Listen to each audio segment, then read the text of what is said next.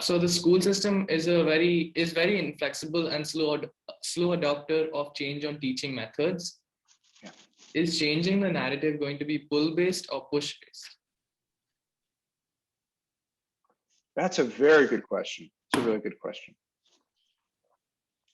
I think changing the narrative is okay,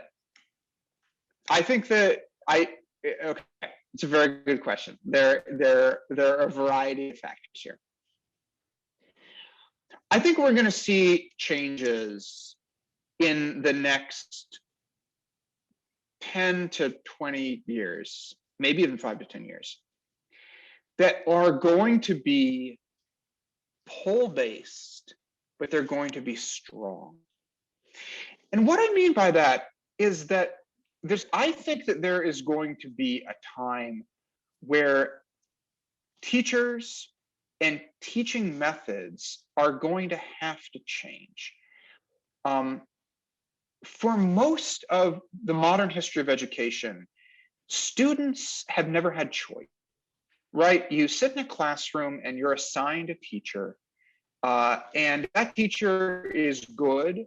There's no way that you can upvote them, right? If that teacher is bad, there's really no way you can downvote them. This is true in secondary school. This is true in university. There are professors that are great, but there are also professors that are terrible. And, good professors, bad professors, all just sort of going to keep teaching. And there's not a lot of mechanisms for students to upvote good professors and downvote bad professors. And, various forces where students can have more say in who good teachers are and who bad teachers are.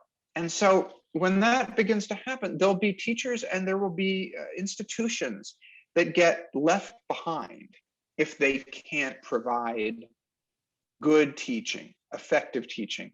And so some of those, teachers and some of those institutions will have to change in order to, to adapt to this new landscape.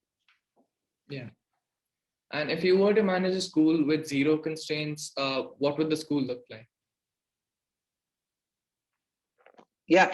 So for my school, and so are you interested more in high school, secondary school, or are you more interested in university? In high school. In high school. Yeah. So I would want students to have a variety of ways that they could learn material. I'd want them to have books that they could read. I'd want them to have lots and lots of videos. I'd want them to have games through which they could learn. A problem is there's not a lot of good content out there right now. I really don't think that there's a lot of good content that students can learn from. So that's a problem. And if I had the ability to build a school without constraints, something that I would do is I would spend a lot of time building content that actually students could learn from. Yeah.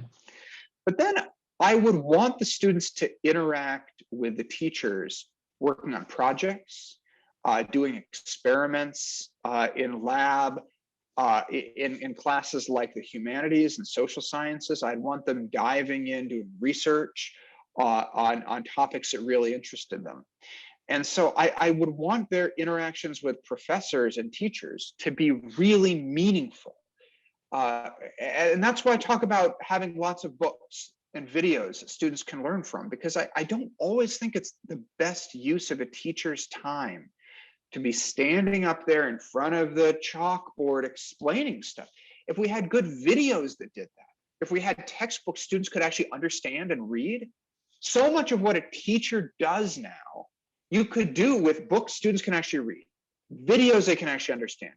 Get that out of the way, so then teachers can guide students through meaningful activities in the lab, book research in the humanities, art projects, writing, all that sort of thing. So that's sort of what my, perfect school would look like.